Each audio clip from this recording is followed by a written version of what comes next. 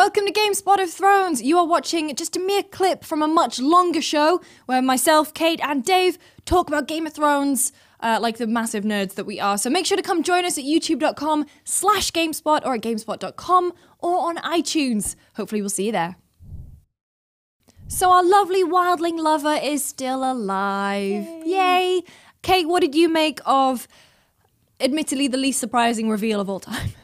Well, I think it's good that it finally happened. I'm glad that it happened because, you know, there was so much tension, especially in that last episode with the wiping and the hair cutting. And you know that scene is only there just to make you go, is this going to work? Is it not going to work? You know, after all that, we're thinking it's definitely going to happen. But then it didn't happen. And we were like, oh, God, is this the cruelest trick? Also, when Ghost opened his eyes first, and we're like, oh, no. So, yeah, he's not, we don't think he's walked into Ghost. And if he has, then, like, so what? Nothing happened of it. Yeah. So Ghost is happy. Jon is presumably a little happier, having been made alive again. Yeah. Full of holes, though.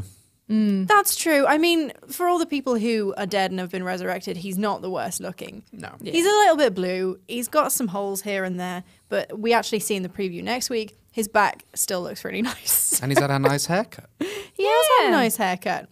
So what do we think is going to happen to Melisandre now that, you know, she's lost her faith, but maybe it'll come back? She's brought Jon Snow back to life. I think they called him Joe Snow. Joe Snow. I don't think it's the end we've seen of her. I know it kind of seems like her storyline's petered out a little bit. Yeah. But I think that like we saw in the preview for the next week's episode that they think he's a god reborn and Azor Ahai. I'd like to think that she kind of latches onto that.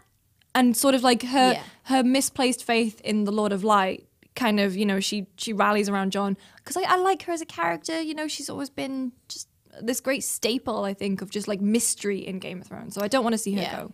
I mean, I do think they left the room a little bit quickly. Given that she was, you know, doing all this stuff, maybe it takes more than like 30 seconds for the ritual to work. Just stick around. And they hadn't left the room for ages up until that point. So why didn't they just stay there for a bit longer?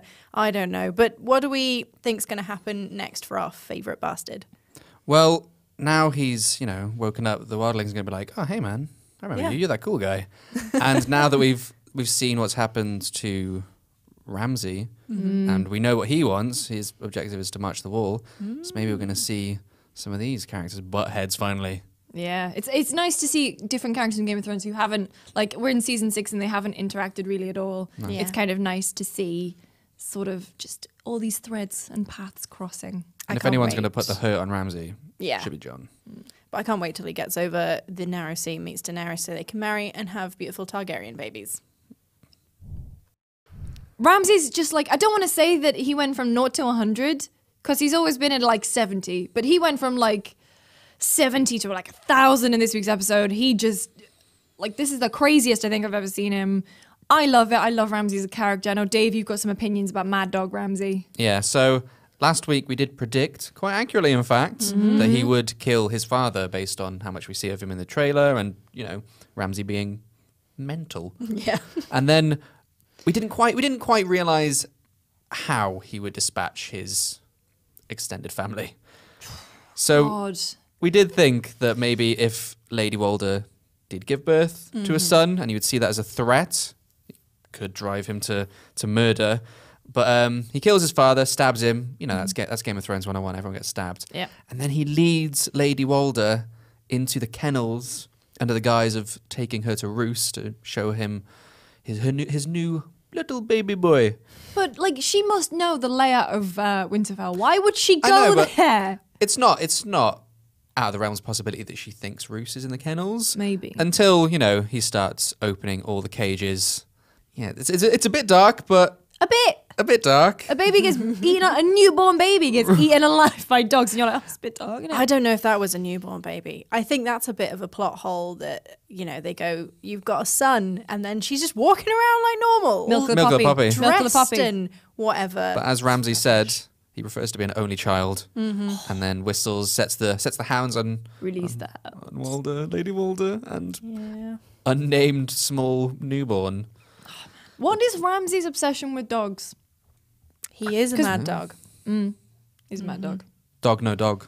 Doggy dog world. Exactly. Dog Dog eat puppy world. baby and Dog eat fat woman. humans. But are we really surprised about Ramsey's actions? Is this the worst he's been? Do we expect him to do any worse? It's not the worst he's been, but A newborn baby, literally 20 minutes old. well, maybe it is.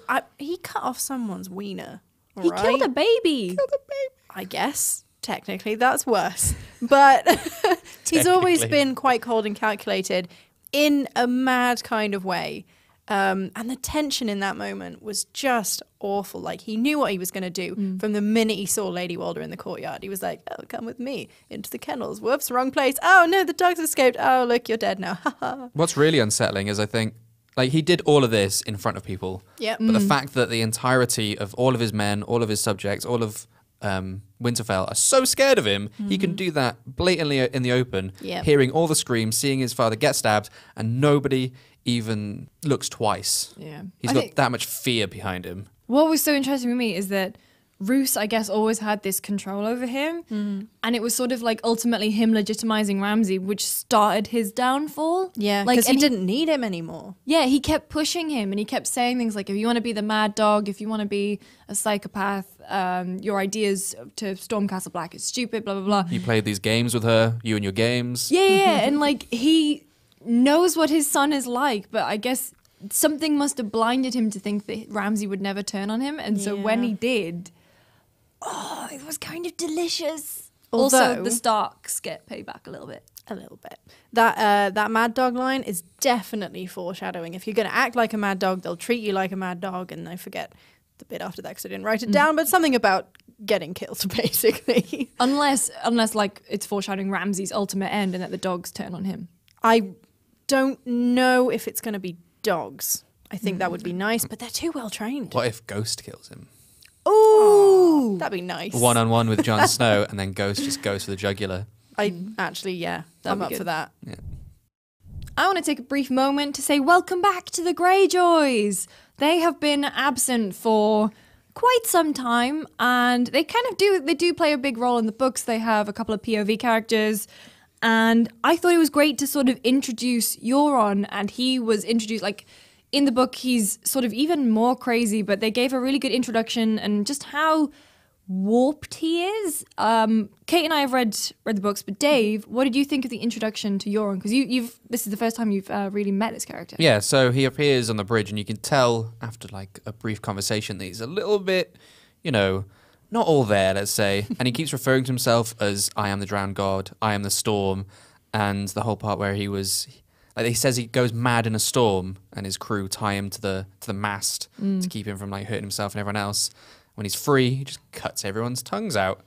Yep. The ship's called Silence, which is That makes sense. apt. Yeah, and just the way he carries himself, he seems very cold. I mean, the Greyjoys are cold anyway, but he seems just completely just not there when it comes to violence and killing his brother. Yeah. What do we think about the implications for Yara? So we know that Yara is kind of more, peaceful now, I guess. She sort of realized that the Greyjoys don't have a good standing to get a foothold on the mainland. Kate?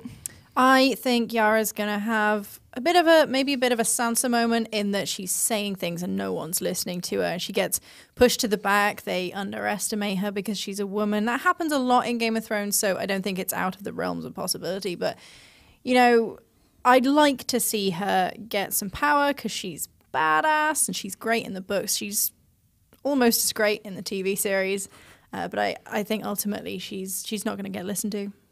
What I thought was quite interesting, so in the books, Euron actually ends up going across to Essos.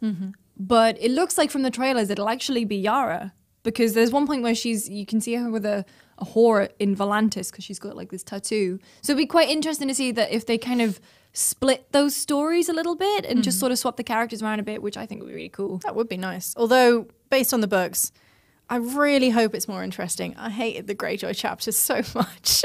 I don't know. I just think they're an interesting sort of family. They have a very bizarre dynamic, and everyone's just vying for power all the time, and it's they're just a little bit different. And with the moot happening, and apparently Theon is heading back there, Yeah. the moot could be between Yara, Theon, and And Euron. And Euron. anyone else who wants to turn up. Yeah, I mean, loads of Greyjoys out there. that's the thing. I mean, like, we think we know the way that it's going to pan out, but as the show has proven so many times that We know nothing. we know absolutely nothing.